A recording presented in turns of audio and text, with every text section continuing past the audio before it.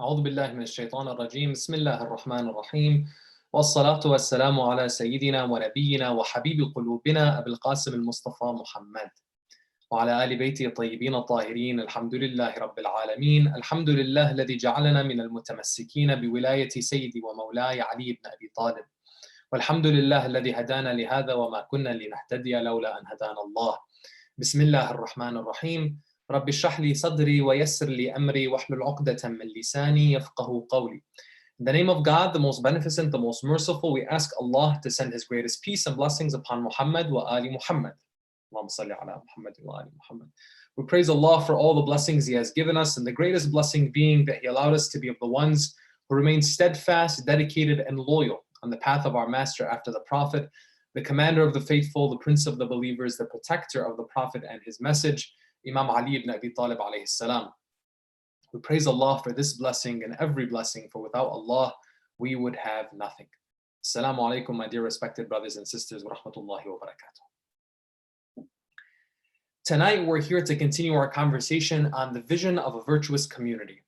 Some of the questions that we're going to dive right into this evening are regarding the institutions that were established by the household of our Holy Prophet Muhammad sallallahu alaihi wa alihi, and these institutions that were set up in order to protect and safeguard the religious teachings of the Holy Prophet, peace and blessings be upon him.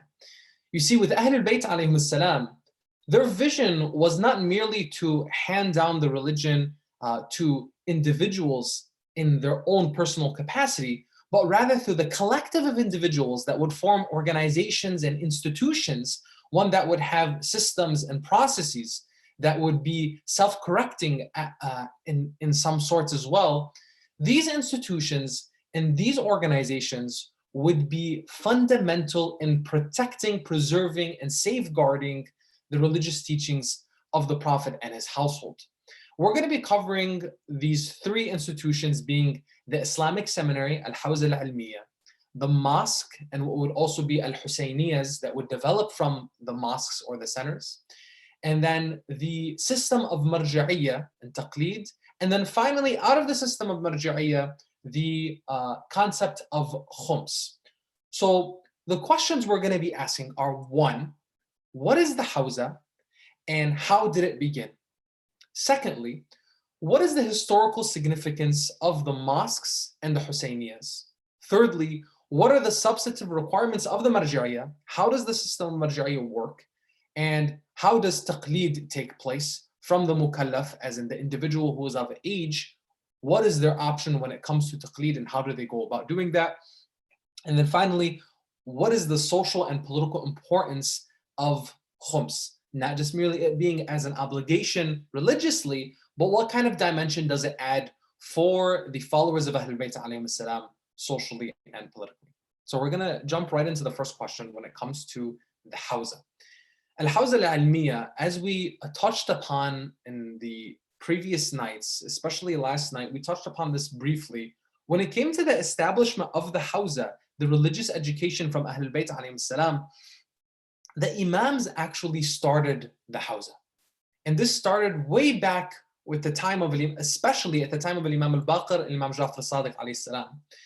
These sessions of teaching individuals about their faith, about the Holy Quran, about the verses in the Word of God, in connecting people through the religious obligation, started way back from the time of the Holy Prophet and then continued. But especially in the nature of the followers of Ahlul Bayt alayhim salam, that really took place during the time of Imam al-Baqir and more so during the time of Imam Jafar al-Sadiq. The University of Ahlul Bayt, or the Islamic seminary that was established in the city of Kufa, would be one that would attract over 4,000 students to come and study in the seminary of Imam Jafar al-Sadiq. And they were not all individuals that were considered to be adherents of the school of thought of Ahlul Bayt, whether it be theologically or jurisprudentially. These were individuals from across the nation that were coming to learn from the Imam. So much so that even the scholars of that time would be taught at the hands of the Imam. And what I mean by scholars at that time being people that, again, were not adherents to what was considered to be a minority group, the followers of Ahlul Bayt as Shia. The significance here when it came to the Hawza was that it was a safe haven for anybody that wanted to come and learn the religious teachings. Across the board, people that would come from different backgrounds, no matter where they were from, no matter their level of expertise or knowledge, it was open for them. This openness of the Academy of Ahlul Bayt or the Islamic seminary itself would be something that would remain characteristic, that would be a main characteristic of the Hawza, of the seminary, for 1,000 years and on. You see, with the establishment of the Hawza, which, like we mentioned, would start, of course, with the Prophet and his family in the city of Medina, and then depending on the member of Ahlul Bayt that was the Imam of the time. For example, the Imam Zain al-Abidin spent most of his time in the city of Medina, the city of the Prophet. Imam al-Baqir and Imam al-Sadiq would go on to spend more time in Kufa with the seminary. And then each one of the Imams, depending on their circumstances, some would end up going to Tus, for example, Imam al-Rida alayhi salam. Then some would end up going to Samarra, Imam al-Hadi and Imam al-Askari alayhim salam. And the Hawza, which really refers to a gathering or a group of people coming together and learning, not necessarily an institution that is built with walls and concrete and cement and bricks. It's not necessarily a college or university that we would refer to when we're comparing academic institutions, right? When you look at Harvard in Boston, Massachusetts, or you're looking at Oxford University or Cambridge, you see a building, and the affiliation to that university or the academic institution is one that's often associated with the building itself. With the Hawza, it wasn't necessarily that. In fact, the relationship that was most significant was that mentor-mentee relationship established in the Hawza. From the early days of the Imam, it was the Imam and their students, whether they were meeting in the Prophet's mosque in the city of Medina, or in Masjid Kufa in the city of Kufa, or in the home of the Imam, or in the home of his companions. The relationship between the mentor as the Imam, or what would later be the companions of the Imams, or what would later be the scholars that were protecting and safeguarding the heritage that they have learned from the Imams, that relationship with the scholar and the mentee as the student of the Islamic knowledge, of the Islamic learning, the whole establishment was centered around that. So there wasn't necessarily what we would consider to be, when we were applying to academic institutions. For example, when I was applying for undergrad, there was an application process that I went to through the end of high school. And then when I wanted to apply to law school, there was also an application process there. There was standardized testing, there was an exam, et cetera, et cetera. Traditionally in the Hawza system, in the Islamic seminary, there wasn't that. It was more of an open platform. If you wanted to come and study, you could do so. But the evaluation would be based on that relationship, that mentor-mentee. How is the student doing by the assessment of their teacher? The mastery of knowledge itself wouldn't be through standardized testing, but rather it would be through the evaluation of the scholar, of the teacher, and their peers. And that level of teacher and peers would continue to be throughout. You're not always necessarily one who is merely a student. At certain times, you'd be teaching other people. In the same light, you're not always in the position of a scholar or a teacher, but you're also, as a student, usually some of the top tier of the scholars in the Hawza, the professors in the Hawza, would also still be learning and be students of the grand scholars or the maraja, which we're going to be talking about, inshallah, in a few moments. So the whole system of the Hawza was built in a way where it was an open society, an open platform for people to come in to learn and to seek knowledge. But at the same time, there were safety mechanisms were there, established throughout, so that if you wanted to gain the knowledge, you would. And if you wanted to apply yourself and be scholarly, it would take many, many years of dedication for you to get there. The significance here is that there wasn't necessarily one way for you to actually get into the Hawza. And what I mean by that is, you didn't necessarily have to come from a certain background. ethnically or racially. You didn't have to come from a certain family. You didn't have to come from a certain connection of sorts, but rather it was your merit that would allow you to apply yourself and reach the goals that you wanted to reach. And the goals that you wanted to reach were applied by you. So when it came to the actual studies, just as some practical examples from people that have studied in the Hawza and people that are in this on a day-to-day, you would attend a class as a seminary student. And seminary students go in and they attend the class. Nowadays, whether it be in studying in the Hawza of Qom or the Hawza of Najaf, some have built institutions, some have buildings where the students come together and they have classes of sorts with their teachers. Traditionally, it would either take place in the mosque. For example, in the city of Najaf, you have so many different mosques that surround the shrine of Imam Ali alayhi salam, and also on the outskirts of the city, like the mosque of Sheikh Tusi and others, where they would go and they would have their sessions there and sit with the scholars, listen to the lectures, and then get into these debates or questions and answer sessions with their teachers throughout the sessions. Then what's also significant is the sessions that would be al-mubahathat or al-mubahatha, that would be a session of engagement between students and their peers that are taking the same subject matter. So they would force each other in a way to teach the classes to each other to show mastery of knowledge. So when it came to your ability to master the knowledge or not, there was that relationship with the teacher, there was the relationship with the scholar, there was a relationship with your peers, and administering to each other. This is what the course is telling us. This is what the author of the book is speaking about. These are the principles that are being understood here. And then they would challenge one another. That was also combined with, or is traditionally combined with, the notes of the students on the lectures of their teachers that are compiled often as commentary. And if the teacher is teaching from a particular book, sometimes those commentaries, if they're significant enough or done in such a way, some of those commentaries as muqarrarat, is referred to in the Arabic language, would be taken and then published later on.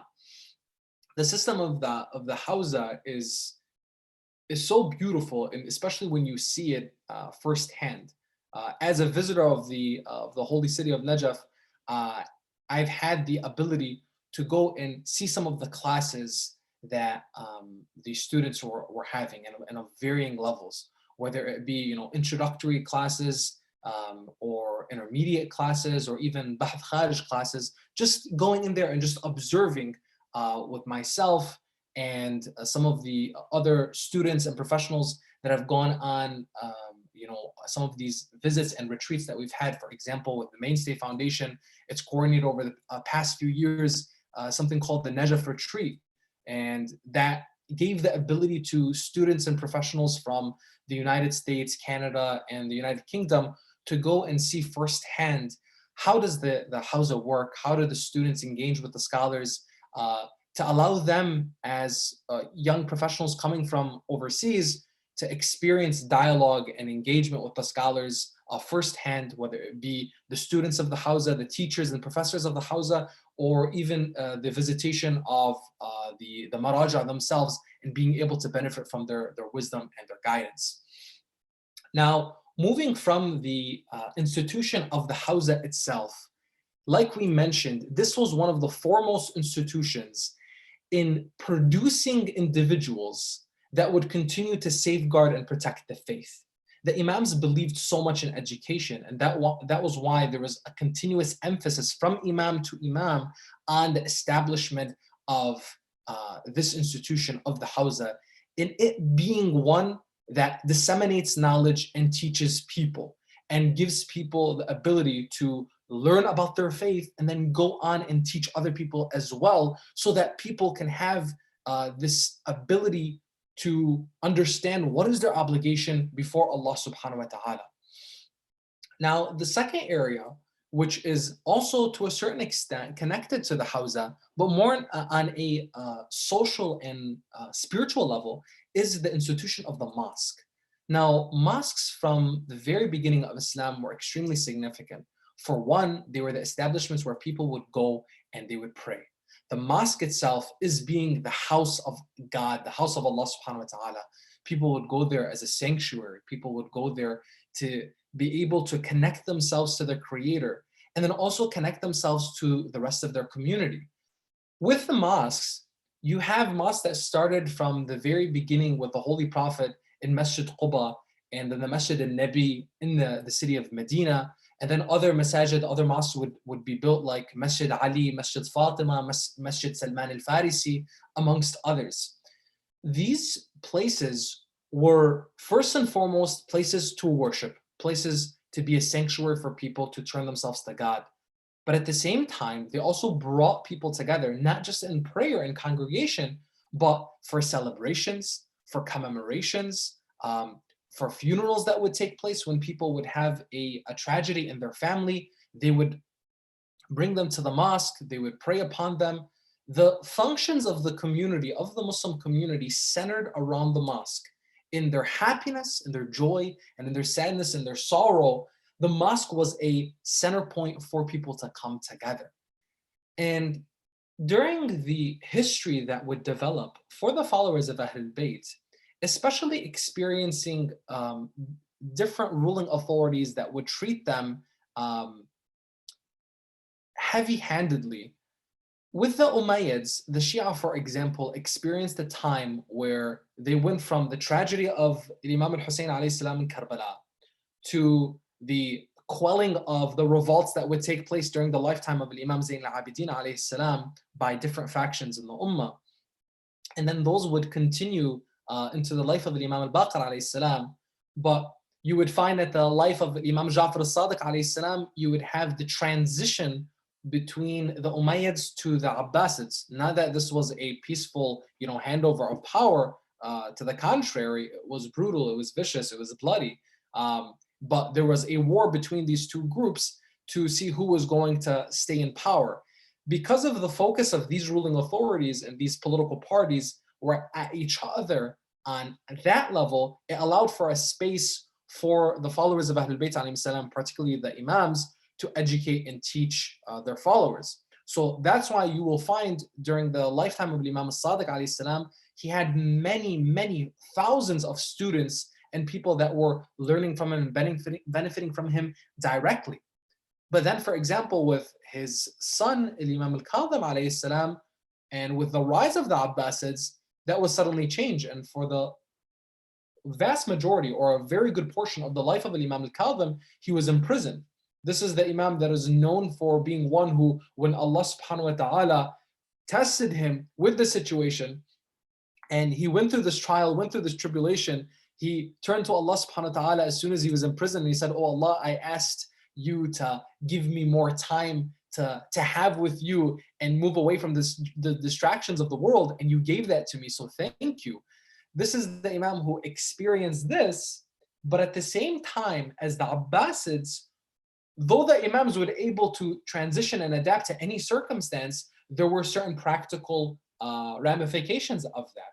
And some of those included, whether it be during the lifetimes of the Imams from Imam al-Kadhim and on, and even afterwards into the occultation of Imam al-Mehdi, was that the Shia were marginalized in those communities during some of these times where if they wanted to establish mosques and they wanted to build mosques, which we know in our faith tradition, in our doctrine in Islam, one of the most rewarding deeds is for one to establish a mosque, is for one to build a mosque so people can pray in. Imagine the ongoing reward that you're getting even after your life when people that are walking into this mosque, this house of God, this masjid, and they're praying, and you're the one who allowed that. You're the one who made that happen for them by building this mosque or contributing to it to make it happen. During certain periods of time in history, particularly during the Abbasid time, and then into the reign of the Ottomans that would continue after the Abbasid Empire, from the 15th century onward until the beginning of the 20th century, you had administrations that prohibited Shia or followers of Ahlul Bayt from building mosques. So then came this new establishment that would be Al-Husayniyah. So many of our Islamic centers and our institutions are referred to as Husayniyas even today. And the historical heritage that this comes from is the fact that we were not able to build mosques during certain times. However, that didn't necessarily prohibit us from building other institutions. Now, why the significance here with regards to not building mosques? Well, some of the ruling authorities and some of the regimes, their administrations wanted this particular group of people who they were not necessarily fond of, usually because they were threatened by their leaders and their movement during their lifetimes, for example, with the imams, though they themselves did not cause any pressure or of any threat, or did not they themselves threaten the establishment still felt threatened by them by mere virtue of people gravitating towards them. Even at the time of the Holy Prophet Muhammad sallallahu alaihi wasallam, though he did not go out and threaten anybody around him, there are certain people that still felt threatened by him. Case in point, the people of Quraysh, the pagans of Quraysh, the chieftains of Quraysh, they didn't want anything to do with him. They didn't want him to be in their society doing what he was doing, preaching what he preached, because they felt threatened by his principles that he was bringing forward that was going to change their way of life, their economics, their politics, and their social structure. So the authorities during the Abbasids and the Ottomans, by prohibiting the followers of Ahlul Bayt from being able to establish mosques, what they did was they wanted to make Shia, make followers of Ahlul Bayt in the greater society look like individuals that weren't necessarily practicing or religious. Why? Because they don't even have mosques. They don't even go to mosques. They don't have their own places of worship. So this prohibition would backfire in a sense. Why? Because they were still able to form places of worship and places of gathering for religious purposes through the establishment of the Husayniyas. And a lot of this, though, that it would come out practically that they would be able to do this, but for a long time, some of these establishments would be veiled in a sense to be more so cultural centers, or more so being places that were not religious centers, not places of worship, so that they would veil and guard themselves from the heavy hands of the authorities of the time, so they don't catch wind of it and then close those places down. So a lot of the gatherings, whether it be particularly the celebrations for the Mawalid of the Prophet and Ahlul Bayt alayhi salam, or even more particularly to the majalis of Imam al-Hussein alayhi salam during Muharram and Safar and other parts of the year, these a lot of times were held in secret. And they safeguarded the principles and the heritage of Ahlul Bayt alayhi salam, and the followers of Ahlul Bayt were able to continue to mourn and celebrate and hold on to these rituals and these practices, but they were done a lot of times, again, not in the public eye.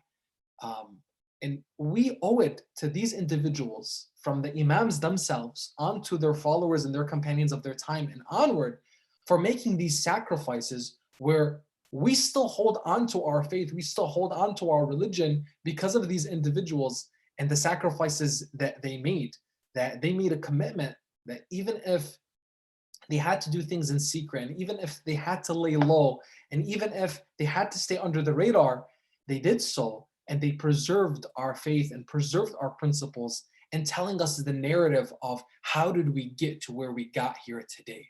We owe it to these individuals, we owe it to these groups, these scholars and the companions of the imams who gave us so much in the establishment of these institutions. Many of our Islamic centers today that we belong to may not necessarily be formally a masjid or a mosque, but they're an Islamic center, a community center, a Husayniyah, and we owe it to ourselves and to these individuals before us, our fathers, our forefathers, or maybe even if we don't have any blood affiliation with them, no worries, we have a spiritual affiliation with them, that we stay connected with these places of worship, these places of bringing the community together. The community centers are extremely important. And for all of the young men and women that are listening on today, you have a role to play.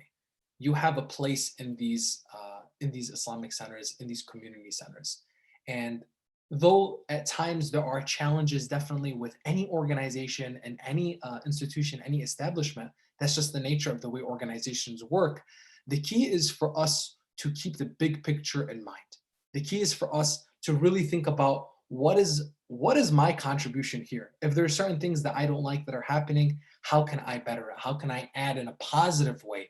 If I want to see certain things happen in my community, I want certain programs that are targeted to certain age groups, whether it be really young kids that are not being tended to, or there's no programs for them, or there's no attention given to them. Let me take the initiative to make it happen. Let me open my hand to put it with other people that are like-minded and want to see this happen. I want to see more programs or more circles that are grown around the youth, high school students, college students, university students, young professionals. Cater to those groups, make things happen. Our role in our community, if we look at the heritage of Ahlul Bayt alayhim salam, and we look at their movement throughout history, they were doers. They were people who got things done. And they got things done often quietly. And what I mean by that is they didn't necessarily go up and make a big fuss about what they were doing. They didn't go out and tell people, make a huge announcement and make sure that people heard them loud and clear. This is what we're trying to do on a megaphone. But instead, what they did was they acted. They did what they needed to do to make sure that the religion was preserved, that the families were taken care of, that the youth, the elderly people were taken care of. They were educated, they were learned, and those learned individuals would go on to continue to pass on the message and educate other people. Ahlul Bayt alayhim salam had that very calm, strong presence when it came to their companions and their followers, that their followers knew what their obligation was before them, and they empowered them. So when you look at your religious establishments and the centers in your community, look at these places as places that if you see good things, then support it and continue to strengthen those good things that exist. And if you see things that need to change or need to be addressed, and certain groups that need to be catered to more, then be that catalyst to move that forward and make it happen for yourself. These institutions, these places, these centers, these mosques are ours in the sense of spiritual guardianship over our community and the principles that we're supposed to dedicate ourselves to preserve in honor of Ahlul Bayt alayhim salam, as in paying that homage to them for all of the sacrifices that they made. Look at the tragedy of Karbala and look at the tragedy of all of the imams that they experienced. You and I, we connect to them and we have the affinity towards them. In connecting to them and ultimately connecting to our Holy Prophet Muhammad and the sacrifices that he made as the mercy to mankind. Being a mercy to mankind was not easy.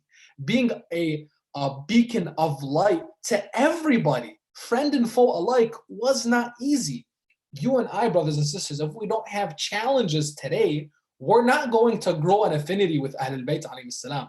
Know that the closer we are to Ahlul Bayt, the more we're able to look at our problems, look at our challenges, and embrace them within the community and outside of the community. Inshallah, we're going to be in the next coming nights talking a little bit more about what does it mean for you and I to actually have a community. Beyond the idea of a virtuous community, what is the significance of community itself? And with a strong community within, how does that translate into engaging with people that may not necessarily be considered as a part of your community in that specific internal sense? Now, beyond the mosque and the Husayniyah and the historical significance of that and how that translates to you and I today, and making sure that we honor these centers and we spend time and dedicate to not only going and praying in them, but also making sure that if there's help that's needed towards them, whether it be financial support, it be spending time, it be bringing human resources in, your family, your friends, encouraging people to volunteer there, and in many other things, you have the establishment or the institution of marja'iyya. Now, marja'iyya itself is not a institution in the sense of it's a council of scholars and they come and meet in a building, similar to what we said about the Islamic seminary. The marja'iyya itself is one that comes as an extension of the imams in trying to deduce and understand what is my religious obligation before God. That sense of going to the maraja and tarja ilayhim, meaning I'm going back to them. These individuals, these scholars, they have certain substantive requirements that we look at to understand, well, who do I go to begin with? Is it just anybody that I go to? Someone that I deem myself to be worthy, or someone I deem myself to be knowledgeable? Like, okay, I listen to this scholar and he has a lot of wisdom. I love the way he speaks. I love the way he addresses issues. And I don't have access right now to my imam because we're in the state of occultation and I'm not in a position to connect directly with the imam. So I'm gonna talk to this scholar that I believe is knowledgeable, is wise, is solid, and I can get my religion from. And I can get my, essentially, my faith, my religious duties from. It's important for us to know when it comes to the system of marja'iyya and taqleed, right? The taqleed is the emulation, the following of the marja, the following of the scholar, the marja being the person you're going back to. When it comes to this individual, there's two substantive requirements that are had in order for someone to be a marja. The first is that this individual is a mujtahid, that they have gotten to a level of ijtihad, which means they are independently able to deduce the religious ruling based on the Quran and the Sunnah or the Hadith by themselves, without necessarily referring to another scholar and emulating another scholar. They independently can deduce the religious ruling, and thus they don't need to follow someone else. This is a mujtahid. A mujtahid not necessarily is a marja. A marja ends up being an individual who is someone that's followed. I can be a mujtahid without necessarily being a marja. However, ijtihad, or being a mujtahid, is a substantive requirement of a marja. The second being adil, being just. Now, being just is, in a technical sense, religiously from Islamic law, in this context, we're looking at this is an individual who does not publicly sin. This is an individual who follows all of his obligations. This is someone who people know him to be upright, to have great integrity. This is a person who people will pray behind, right? That also being another requirement of the imam, or the person who is the leader of prayer. Now, when it comes to the marja, there can be a lengthy discussion when it comes to multiple maraja and who to follow, but the very basics of it, and inshallah, one can go to their respected scholar, or if you're not following somebody or you don't know who to follow, it would be very beneficial to go to somebody that is a teacher in the hawza, a teacher in the seminary, or at least a student in the seminary, somebody that you can trust to engage in this conversation, to learn more about it. Another great resource I would recommend is, other than, of course, engaging these conversations with the scholars themselves, but also doing yourself some reading. A book that I recommend is this book called Marja'iyya, A Candid Conversation, which was abridged and adapted from the original work of Grand Ayatollah Sayyid Muhammad Sa'id al-Hakim from his book, Al-Marja'iyya wa Qadaya Ukhra. This book is an actual conversation with this grand scholar in trying to understand how does Marja'iyya work. And this book, in English, in understandable language, a conversation of sorts with the scholar, very beneficial read that I believe you'll gain some insight in that, to understanding directly from a marja, what does marja'iyya look like? And what's beautiful about the conversation with him is he's often referring to scholars of the past, and of course contemporary scholars of his time, when he was studying and when he was actually getting on the path of ijtihad himself. He refers often to Sayyid Muhsin al-Hakim. He doesn't refer much to himself, just showing the humility and the humbleness of a lot of our scholars in the way they engage in these conversations, though they are authorities in their own right. Now, What's so important about us understanding with marja'iyya and with taqleed specifically as an institution, we have a religious obligation before the imam and ultimately before Allah subhanahu wa ta'ala. In our usul al-din, the principles of a religion, we're responsible to deduce that and understand that on our own. When it comes to our furu' al-din, our practices, our prayer, our fasting, our hajj, our zakat, all of these things, for example, when you go to hajj especially, there are so many nuances, so many detailed rulings that you need to know and understand. Otherwise, you're going to be in some deep trouble of not knowing what to do when you get there for the rituals. Our religious duty is to either become a scholar, a mujtahid ourselves, so that we can deduce the religious ruling, which is often very hard and not necessarily practical, especially if you're not one who is in the hawza. Secondly, or your other option in that, to make sure that you're fulfilling your duty before God so that you're mubra' al-dhimma, that you have a clear conscience before God, is that you do ihtiyat in everything, so that you take the precautionary route in every single thing that you do. For example, you don't know if you're a frequent traveler or not, that you travel a lot or not. Some scholars say if you're a frequent traveler, that you don't pray qasr anymore, that you pray tamam, you pray full on all of your prayers. So if you're taking the precautionary route, you would pray both the tamam and you'd pray qasr. So you'd have this precautionary route in addition to what you would be your normal obligation. Then the third route is taqleed. You go to the most knowledgeable scholar of the time, the one who is considered to be a marja, and you refer to them and you follow them in what they deduce to be the religious rulings. Now that is just a brief overview on that institution of marja'iyya and taqleed, and how this, in addition to the mosques, in addition to the Husayniyat, in addition to the Islamic seminary as an establishment, all contribute to, as institutions, protecting and safeguarding the religious teachings of Ahlul Bayt alayhi salam. All of these institutions do a wonder of work. And it's important to want to stay connected to them because of their dedication to the heritage and the teachings of Ahlul Bayt alayhi salam. Finally, when it comes to khums, this idea, without going into the religious laws, the Islamic laws on the details of khums, khums, of course, is established in the Holy Quran as one of the type of alms. If you go to chapter 8, verse 41 of the Holy Quran, Allah subhanahu wa ta'ala tells us the obligation of giving our khums, and that is something that is given to Allah, to the Prophet, etc., as a religious obligation on our end. Again, one of the forms of alms that are given in addition to zakat and the different types of zakat.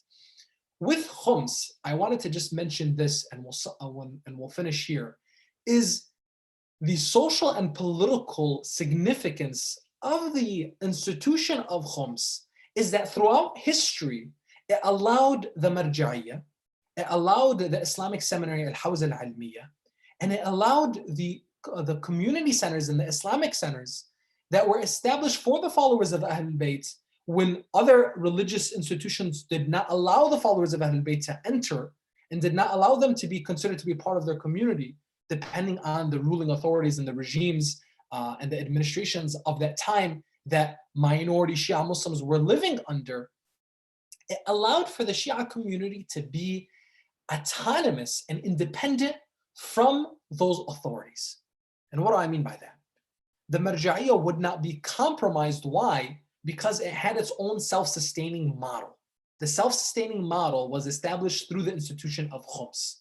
Khums, of course, has two arms, Sahm al-Imam and Sahm al-Sada. Sahm al-Sada, the part of the Sada, is given to poor Sayyids, because poor Sayyids, this is particularly the only way religiously that they could accept certain dues, as charity is not necessarily go to Sayyids. Sadaqah is prohibited upon them.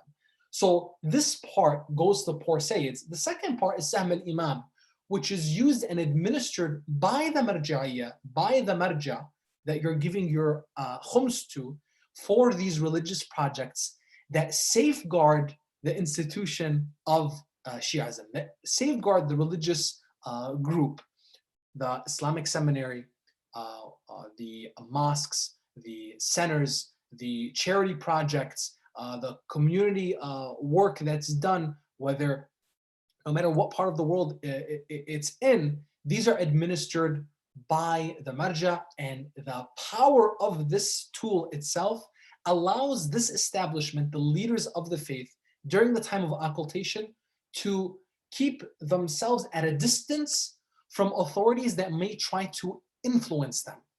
For the longest time, and this is by the blessing of Allah subhanahu wa ta'ala, during the time of the occultation, the religious establishment within Tashayyu has been autonomous and independent from any other institution, government or otherwise. And a lot of that is thanks to the institution of khums and our ability and our obligation as followers of Ahlul Bayt alayhim salam to pay the alms to self-sustain our school of thought. Brothers and sisters, we've covered these 4 areas, these 4 institutions that are so integral for us in making sure that the preservation of our teachings as followers of Ahlul Bayt alayhim salam are there. The Hawza, Al-Hawza Al-Almiyya, the Islamic Seminary, the mosques, the Husayniyat, the Marja'iyya itself as an establishment, and knowing our obligation of taqleed as an understanding and deducing our responsibility before Allah subhanahu wa ta'ala and clearing our conscience in that.